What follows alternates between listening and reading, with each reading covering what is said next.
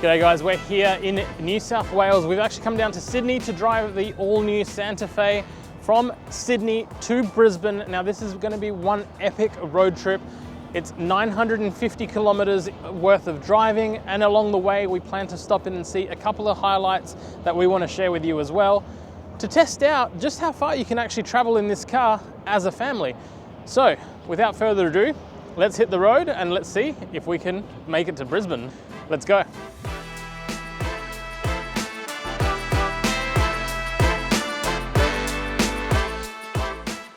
One of the misconceptions that a lot of people have around hybrids is that they're only good around town and in inner city areas, because on the highway it's just the petrol engine powering everything, and that's actually not quite true. So because there's a lot of undulations as you're driving on the highway, particularly on the east coast of Australia, you'll have moments where the battery is actually powering the front wheels and driving the wheels to save you on fuel.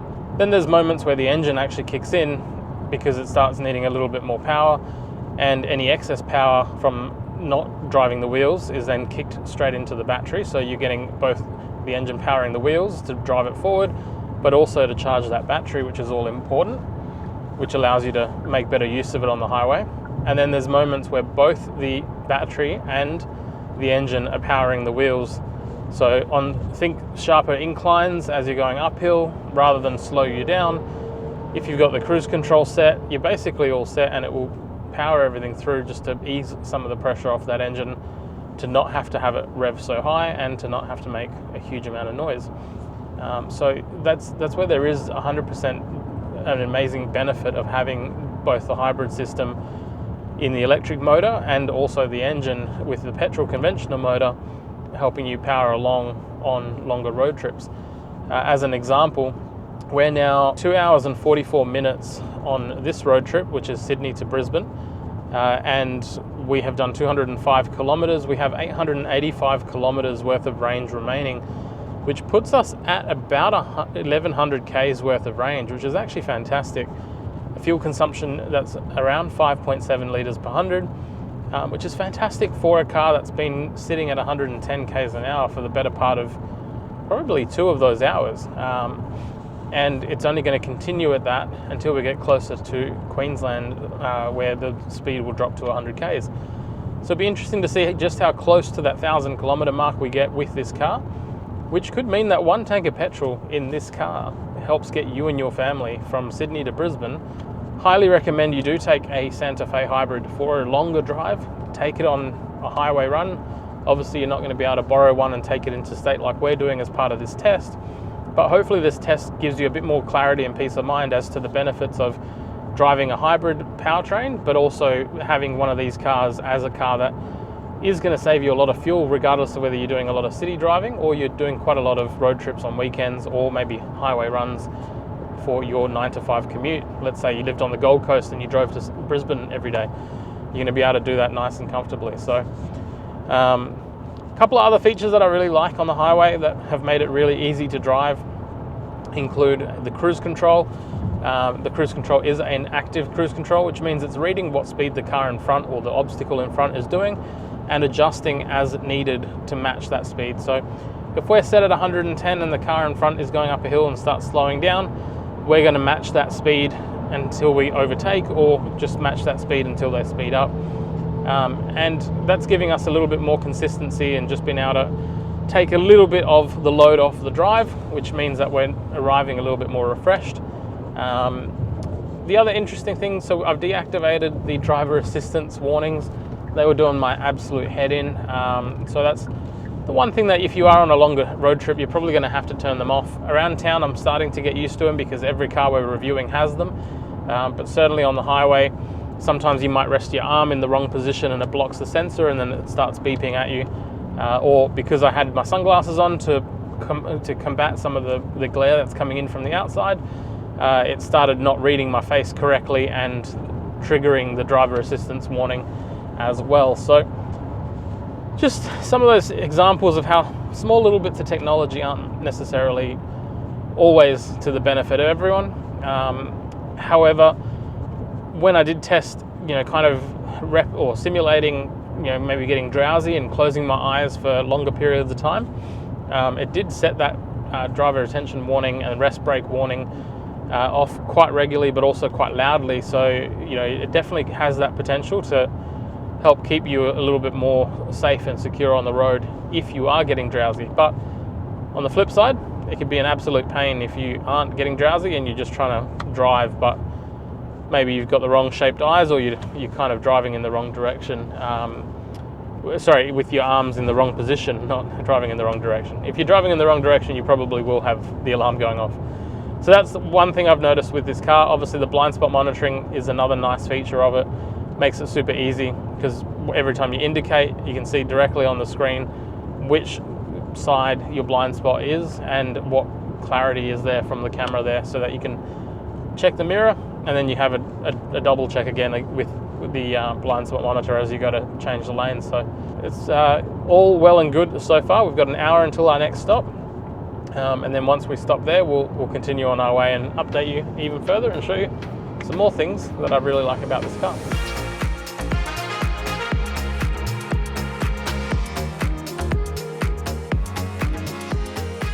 All right guys, so we're 3.5 hours into our drive between Sydney and Brisbane in the brand new Santa Fe. The great thing about this car so far that we have identified, now I've driven this in cities a lot over the last few weeks, but the big thing I've identified on the highway runs is just how well tuned that suspension is. So regardless of how soft or hard the road is, the suspension has been incredibly comfortable so far for this drive. The other great thing is the fuel consumption. So currently we have an estimated range of around 1,100 kilometers for this car, which is impressive for a car of its size, and let's face it, it's shaped like a brick. And then thirdly to that is the power. So being hybrid, a lot of people around town might think that it might not have enough power on the highway to get up and down a lot of the hills or just overtake.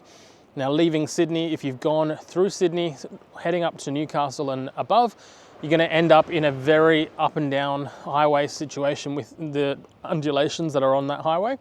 And let me tell you that the hybrid system has a perfect setup and match to get you the most power when you need it, when you're going up the hill, and to capture a lot of that power as you come back down.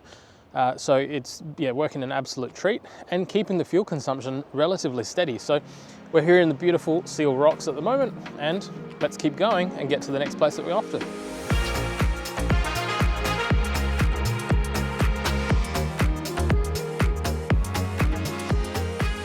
All right guys, we're nearing the end of our mega road test between Sydney and Brisbane with the new Santa Fe Hybrid.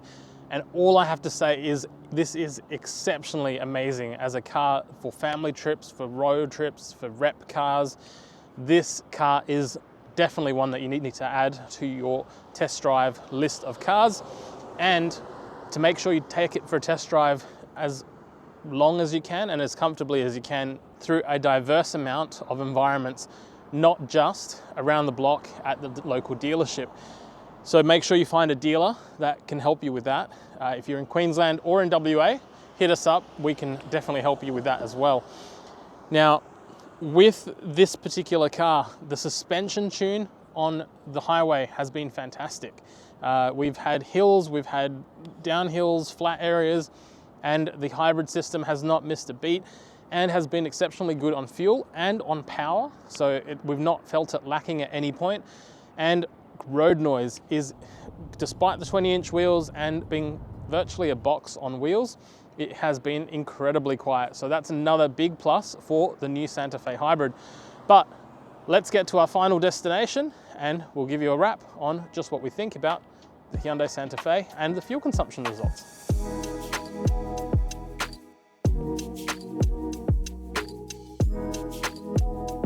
So this drive has been long. It's been actually quite pleasant and comfortable. We've done 895 kilometers so far in 12.5 hours, including stoppages, minus the overnight. So this is while the car's been running. It's been 12.5 hours. We've done probably about an hour, hour and a half of that has been filming. We've got 91 kilometers till empty. The fuel lights come on, bang on 99. And we have 98 kilometers until our destination, and we're now in peak traffic. The one thing that I would say is the car is absolutely a dream to drive in every aspect. But the driver assistance features, which have become a necessity on any new model by any new manufacturer, is what spoils the car a little bit, because you have to go in, you have to manually turn it off. Otherwise, you're going to have beeping where I had cruise control set at 110 kilometers in New South Wales, and the car got to 111, and bam, off it went, beeping its head off, telling me that I'd gone past the signposted speed limit. I would then look at the GPS in the central screen, or there'd be, a little bit of glare, so I'd have to adjust like my sun visor and look a little bit lower, or put my sunglasses on. And again, you'd get your driver assistance distraction warning coming up. And I think that's just a shame, because it spoils what is otherwise a really nice car. And it's not just on this car that it's an issue, it's on every new car, on every new brand. And that's, I think, what manufacturers need to really balance out, and customers as well, is potentially adding a feature where you can not only turn it off, but you can turn it off for 24, 48, 60 hours, whatever, so that if you are on a longer drive and you stop, to freshen up and take a walk and grab a drink, that you're not getting back in the car and forgetting that you've turned it off and having to go back into the menu setting, turning all of that off, and then, being on your way. In traffic, as we're now approaching Brisbane and we're going through the Gold Coast area, the active cruise control is fantastic, because we're down to 21 k's an hour. The speed limit in this area is 80, and the car is just matching whatever the car in front of us is doing, which just makes it a little bit less of a headache. On the highway, it did the same. So if we were in an area and we started coming up to a car that was going a bit slower on the highway, or a truck, the car would adjust and match that speed, so again making it super easy for that drive, and really effortless. One inclusion that this car has that I think is fantastic is the fact that, although it's cloth seats because it's a base model, it does offer heated seating, and those heated seats for the front are absolutely a godsend on a longer drive if you suffer from lower back pain like I do. So that's a really big plus as well. But in saying that, the seat has been surprisingly comfortable. I've used it more as a precaution for the heating from my side of things, and because it was really cold this morning.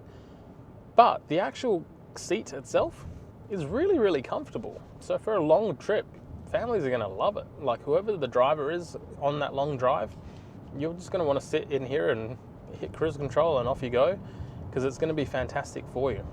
Speakers and audio system are fantastic, and obviously Apple CarPlay and Android Auto compatibility is a godsend as well. And the space, there's just so much space for activities and for whatever you want to do in the back. Be it carrying all your kids, maybe carrying some of their friends to, soccer training, or, because you've got a weekend away as a group of families, I don't know, whatever you're doing, you're going to have so much space to have everyone, and have space in the boot as well, which is fantastic. And fuel consumption. Like, for a big car and a heavy car, it's going to give me basically 1,000 kilometers worth of driving on one tank. And that in itself is fantastic. So highly recommend you take one for a drive. Go book one in, see if you can find a dealership that will give you a decent amount of test drive time, rather than just a typical 10 to 15 minutes around the block, and go from there and see what you can get and how you can enjoy the drive.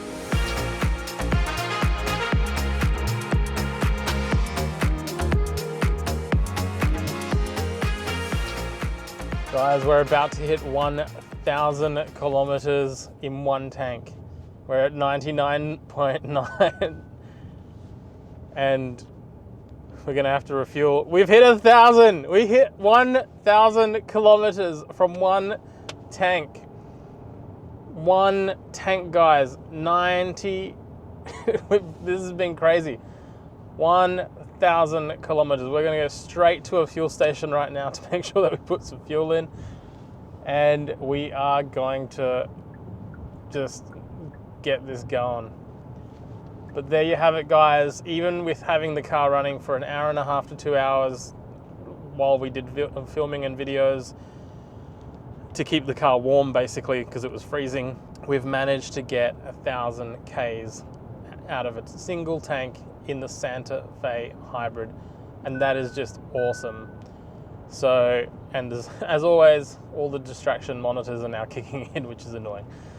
But how awesome is that? It means you could drive your family from Sydney to Brisbane with one tank of fuel. You wouldn't have to be refueling. It would be one tank of fuel. Get on it, guys.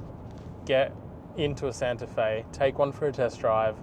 It's awesome. Can't believe we've cracked 1,000 Ks from one tank. So there you have it, guys. We're at the end point. We've hit Brisbane. We hit 1,004 kilometers from one single tank in the Santa Fe from Sydney to Brisbane.